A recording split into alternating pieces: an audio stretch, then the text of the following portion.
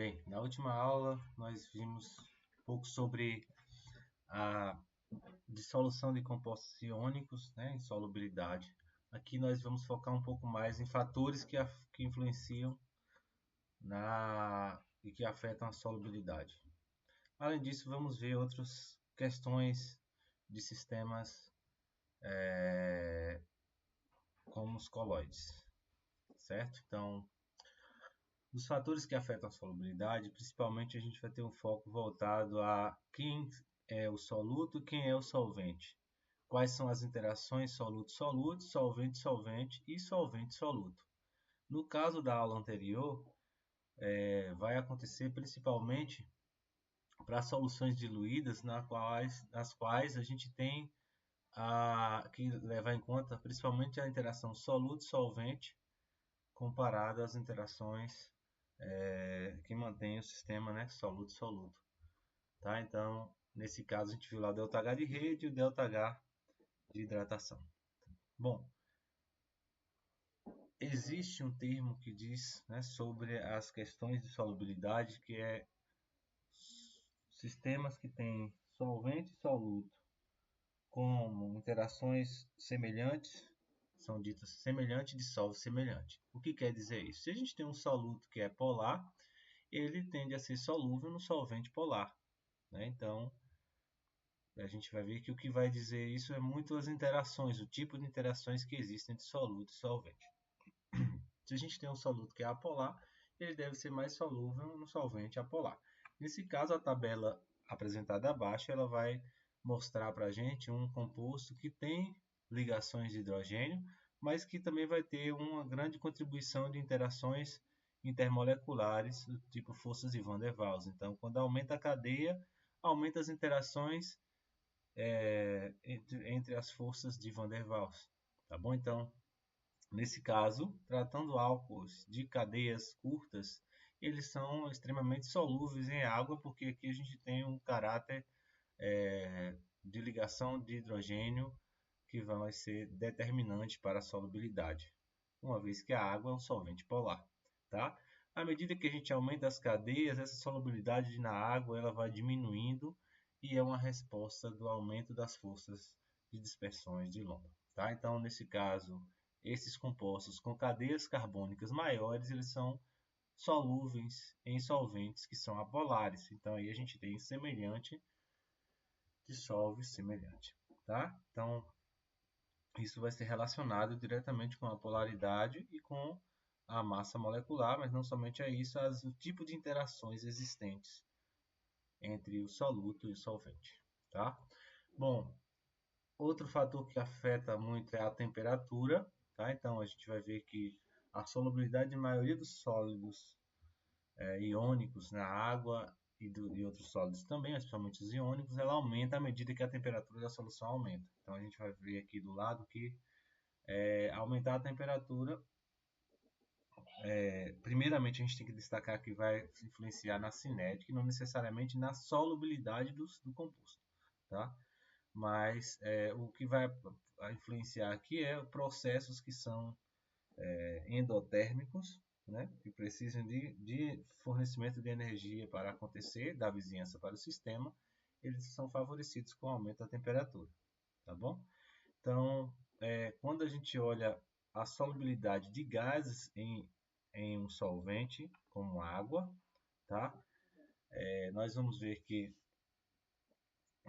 os gases eles também são solúveis em água, mesmo não tendo interações fortes, tá? Há de se lembrar que eles são constituintes que estão com alta velocidade, tá? Então, eles, ao estar em presença de um meio aquoso, eles vão penetrar nesse meio e vão interagir, tá? Meio mais fracamente, mas vão estar lá no meio aquoso em um certo percentual. Se a gente observa que aumentar a temperatura de um solvente, ou, por exemplo, a água, a quantidade, a solubilidade daquele gás vai reduzir, tá? Drasticamente. Isso vai ser uma resposta da desordem do processo. Se vocês observarem, ao termos o sistema com gás num líquido, nós temos lá esse gás exercendo uma pressão parcial, e essa pressão vai ser uma pressão resultante para a entrada desses constituintes. Tá? Se eu avaliar o gás, ele tem um movimento muito maior e uma quantidade de microestados muito maior, que dá uma desordem muito maior do que comparado ao gás no meio líquido. Tá? Então ele vai estar interagindo. Então, no meio líquido a gente tem uma redução da entropia. Então, nesse caso, aumentar as temperaturas favorece a gente ter uma passagem do gás do líquido para a parte gasosa. Tá?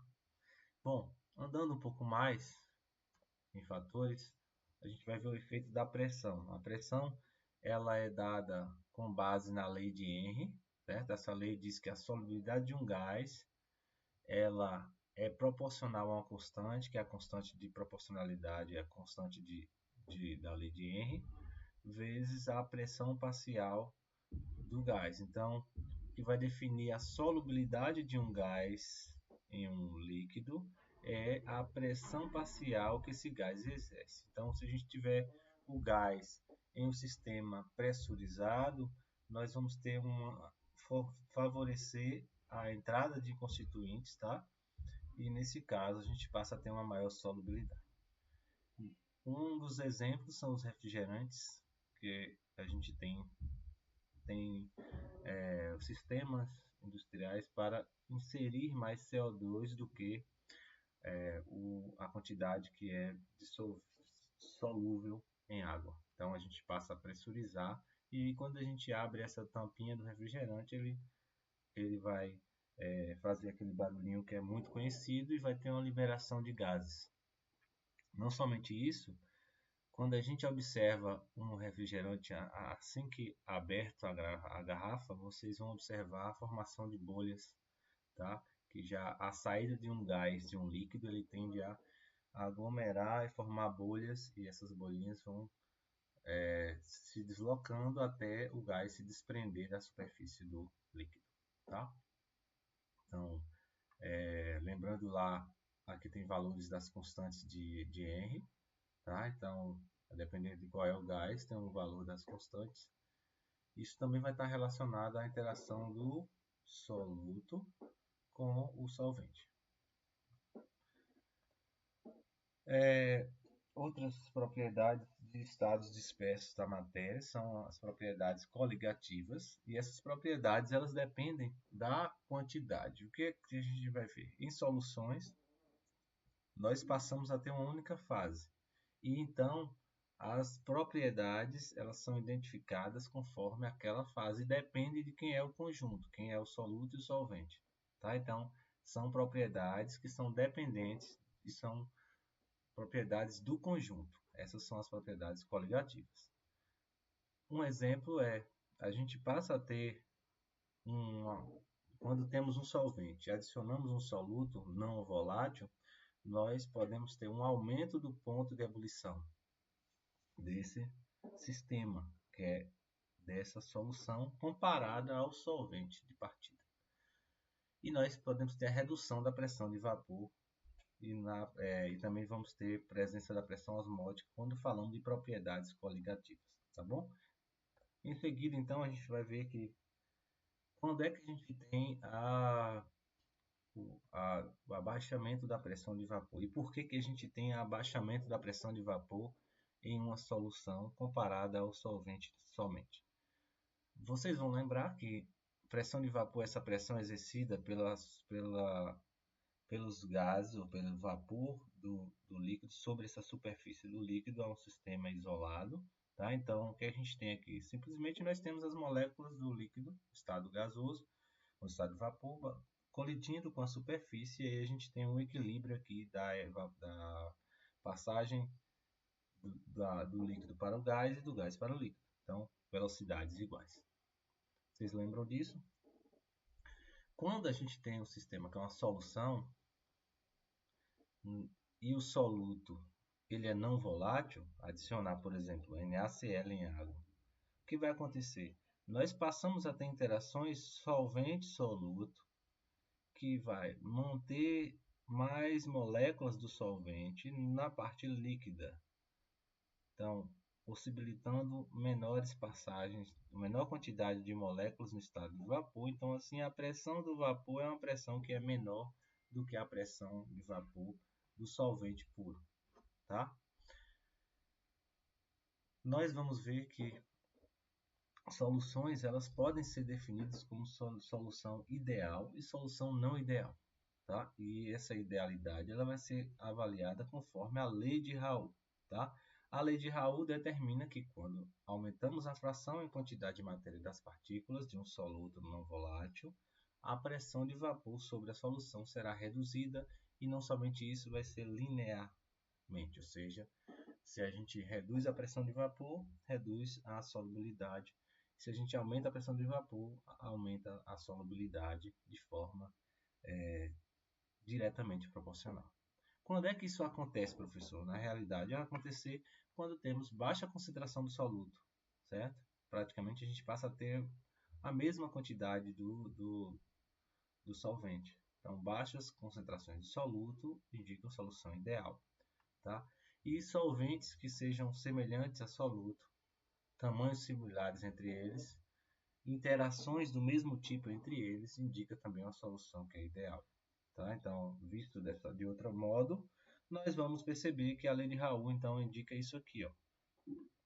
A pressão de vapor do solvente na solução, ela vai ser igual à fração molar do solvente vezes a pressão parcial, que é a pressão de vapor do solvente puro. Então, o que a gente tem? Vai aumentando a fração molar do solvente e nós vamos percebendo que temos diretamente uma relação de pressão do vapor com a solubilidade.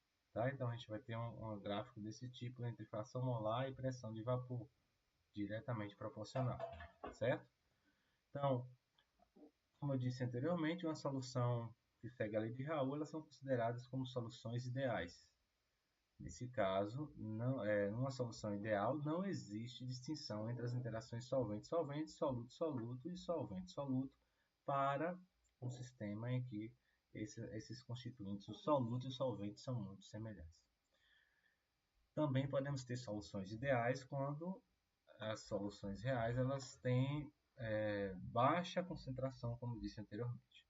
No caso, o que seria baixa concentração, professor? Quando a gente tem uma solução contendo um soluto não eletrólito, soluções de 0,1 mol por litro são consideradas soluções ideais. E quando o soluto é eletrólito, tá? Formam íons, nós temos uma concentração que teria que ser de 0,01 mol por litro para ser considerada uma solução ideal, tá? E mostrando os dois casos, né? Quando a gente tem um solvente, nós temos lá um diagrama de fases, como mostrei a vocês, que é determinado com base nessas curvas, curva sólido-gás, curva líquido-gás e sólido-líquido, certo? Quando a gente tem um solvente puro, é esse tipo. Mas quando a gente tem uma solução, que passamos a ter então um soluto, um solvente, existe um deslocamento tanto no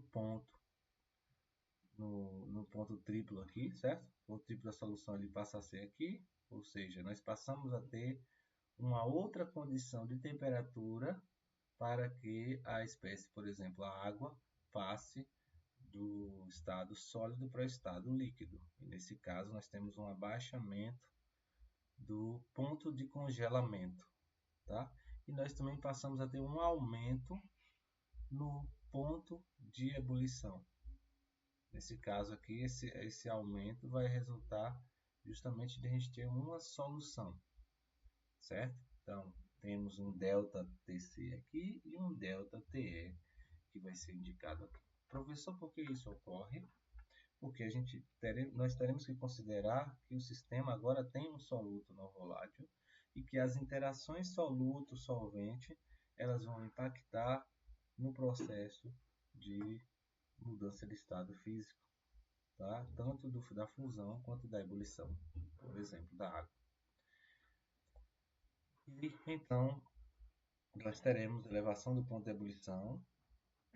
Esse delta TB pode ser relacionado ao delta TE. Às vezes a gente tem essa nomenclatura mudando, mas é um delta, uma diferença de temperatura, tá? Do ponto de ebulição. Significaria a gente fazer uma medida em laboratório a uma mesma pressão de um ATM e observar que a água ela não mudaria mais de estado físico a 100 graus Celsius, e sim a 101, 102 graus Celsius, quando tem, na verdade, a água e o soluto, que seria, por exemplo, o NaCl, tá? 101, alguma coisa. Muda pouco, mas é um delta T, certo? Outro exemplo é a adição de sal para manter bebidas a temperaturas menores do que 0 graus Celsius, certo? Então a gente tem lá o gelo e adiciona-se NaCl para poder manter o sistema a uma temperatura mais baixa do que o 0 graus Celsius. Isso é usado para bebidas, por exemplo. Ok, então, se a gente for calcular esse delta TB e delta TC e delta TE, a gente tem uma constante, certo? Que expressa o quanto varia, e essa constante ela vai ser calculada com base na molaridade, tá? Nós vamos aprender isso aqui no final da aula, o que é molaridade, o que é molaridade, entre outras coisas. E aqui mostrando da fusão, também vai ter uma constante Kf, e essa constante é uma constante de abaixamento do ponto de congelamento molar, certo? Então, da mesma forma, a gente vai ter a curva do ponto de fusão, uma linha vertical, e essa vai acontecer a uma temperatura mais baixa do que a temperatura de fusão do solvente puro. Teremos propriedades coligativas relacionadas à osmose. Então, quando a gente tem duas soluções com concentrações diferentes, tá? E temos uma membrana semipermeável, nós vamos perceber que o solvente ele tende a se deslocar no sentido da solução que tem uma maior concentração do soluto, certo? Então, nesse caso, a gente tem lá o processo de osmose, que é o movimento do solvente no sentido da solução de maior concentração, tá? Então, na osmose a gente tem, então, visualizando esse processo, a membrana semipermeável vai ser muito importante, porque ela vai permitir a passagem apenas do solvente, não do soluto existente ali, certo? E a pressão osmótica ela vai ser um resultante do sistema que assume o equilíbrio, tá? A uma determinada pressão exercida pela coluna contendo o solvente e a solução mais concentrada. O que significa isso, professor? Inicialmente a gente teria uma solução diluída, uma solução concentrada. Ao iniciar esse processo, o solvente vai passar da solução diluída para a solução concentrada. Isso vai aumentar a coluna até um certo valor que entrará em equilíbrio, certo? Velocidades iguais aqui.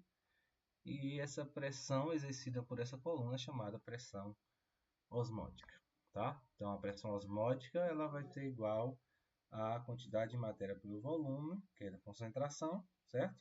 RT, ou dado como molar RT, certo? Então a gente vai poder calcular de duas formas. Essa é a equação conhecida para a pressão osmótica, tá? Então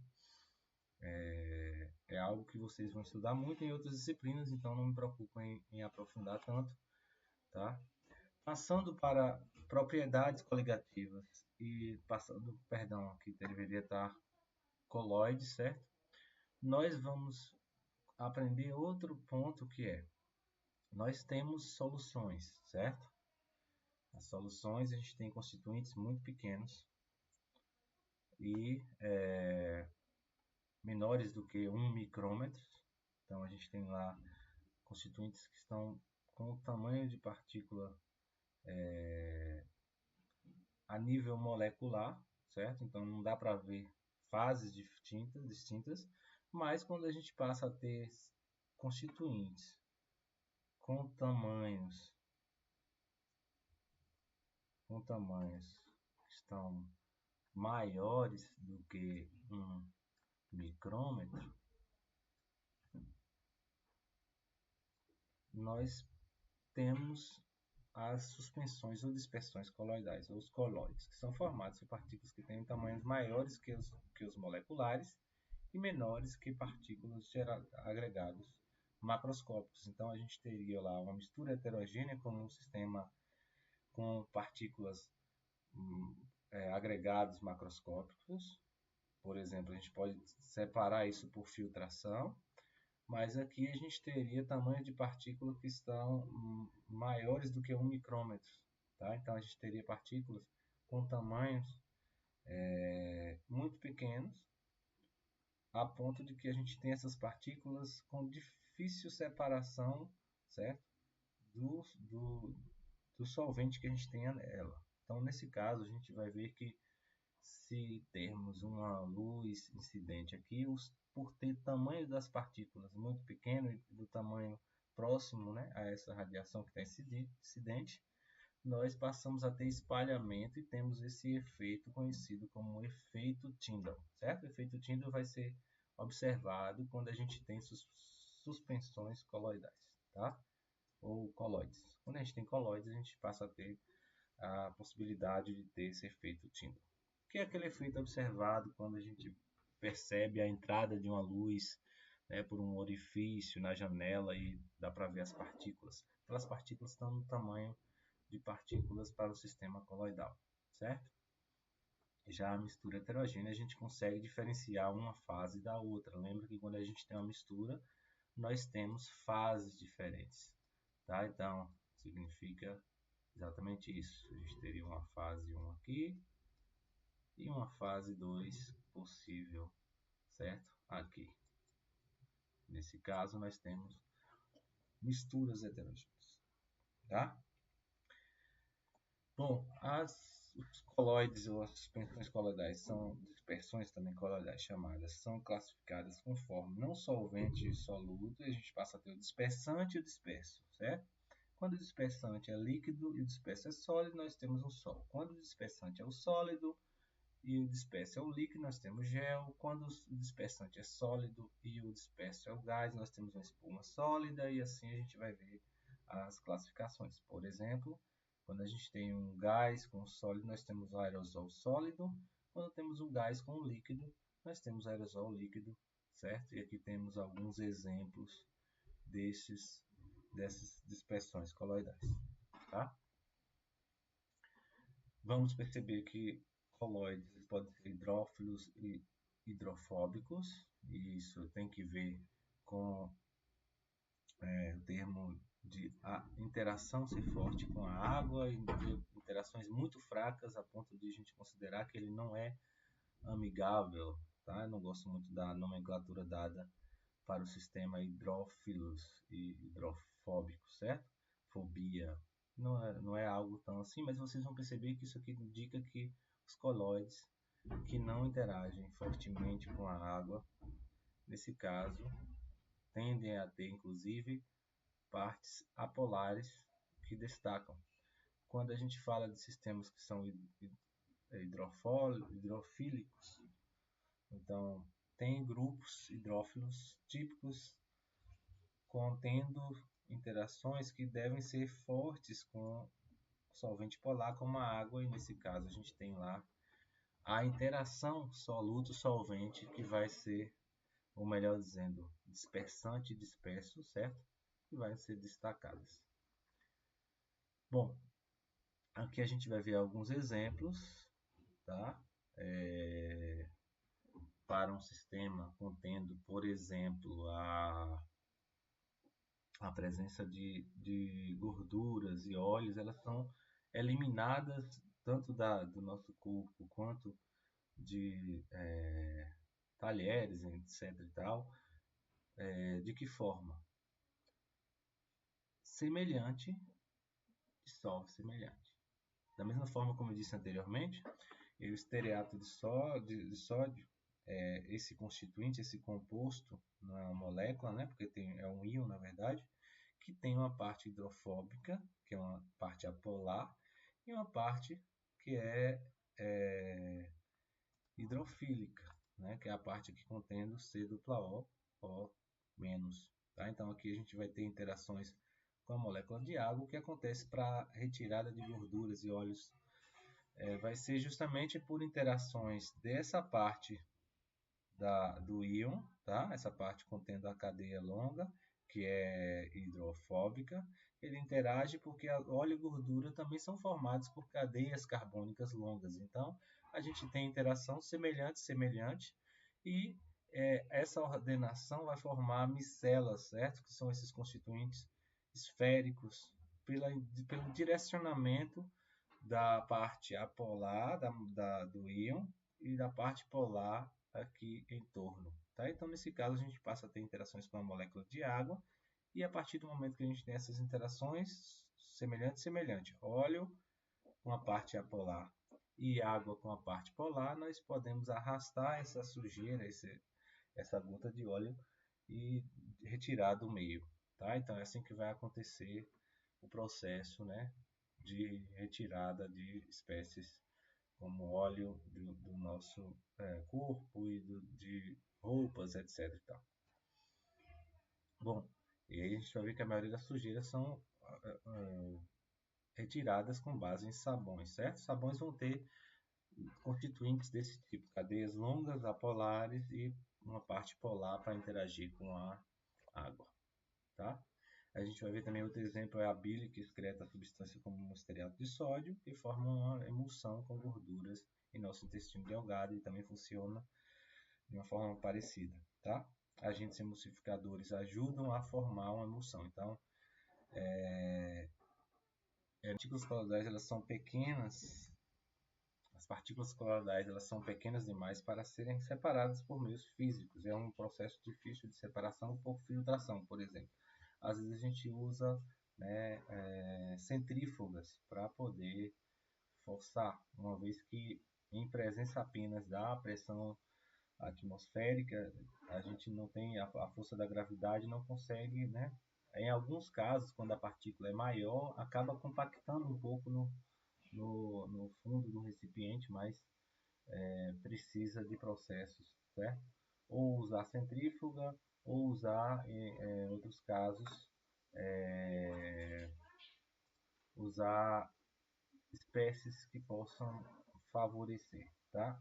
A coagulação, por exemplo, aumentar o tamanho dessas partículas e depois usar filtração, ou alguns métodos de coagulação, como calor, tá? Partículas que se movam e são atraídas umas ao collidirem com a outra, vai coagular é justamente isso, acumular, crescer partículas.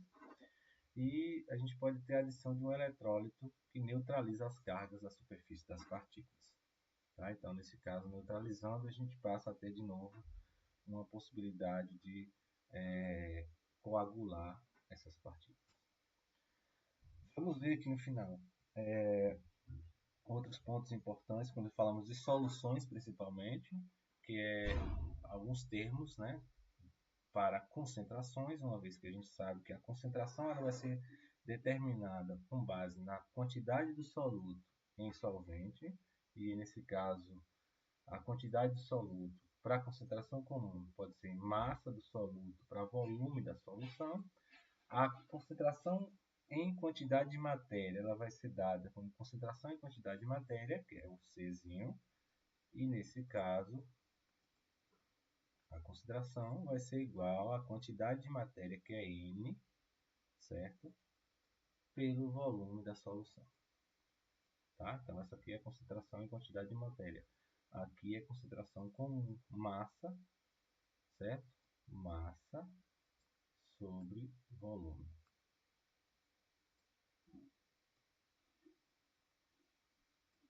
Ok? Então, nós também podemos ter percentagem massa ou volume, que são as definições para título, certo? Em percentual, em massa do componente, nós temos massa do componente na solução por massa total da solução vezes 100. E aí a gente tem a definição em massa por massa do soluto em 100 gramas da solução, massa por volume, massa do soluto em 100 ml da solução, e volume, que seria o volume do soluto em 100 ml de solução. Tá? Então, esse percentual volume, percentual massa-volume, percentual massa-massa. Nós temos outras formas de expressar concentrações que são dadas quando o analito, ou o constituinte, ou o soluto, ele tem uma baixa concentração e a nível de partes por milhão, por exemplo, pode ser expresso dessa forma. Massa do componente na solução por massa total da solução vezes 10 a sexta, certo?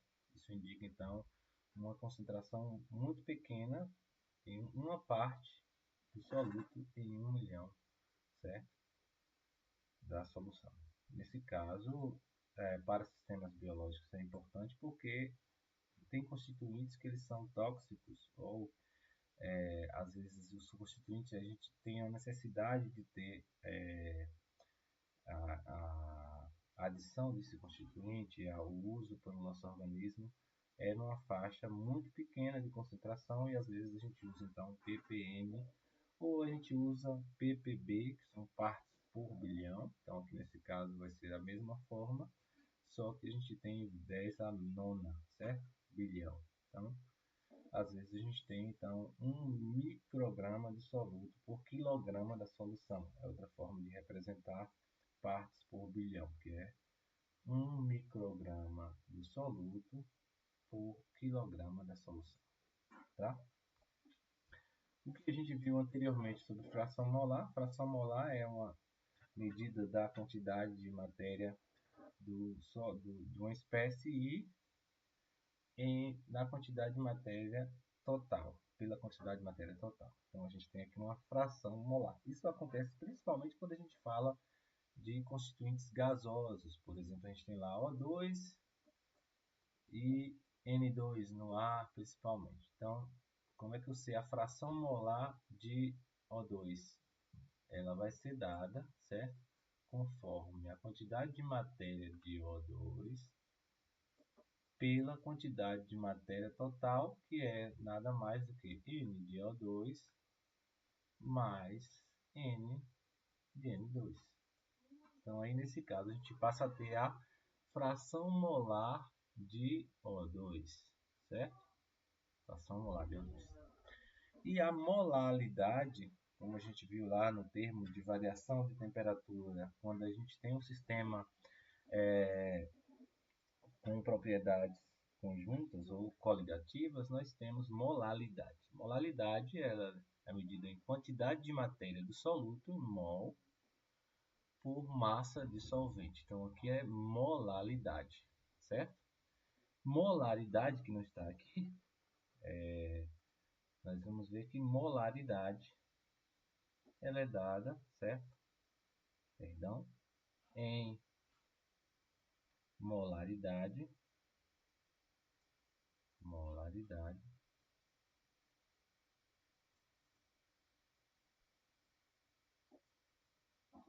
ela é mais comum de uso e a gente usa a quantidade de matéria, certo? Por volume, tá? Então, essa é mais comum, a gente usa mais em soluções, quer dizer, quantidade de matéria por volume em ml ou em litro, melhor dizer, certo? E aí vocês vão ver que a gente tem as unidades como mol por litro, tá? Então, concentração de 0,1 molar. A gente às vezes representa isso como essa forma, né? Um molar é 1 mol por litro, certo? Então é isso. Voltaremos numa próxima. Estudem e até mais.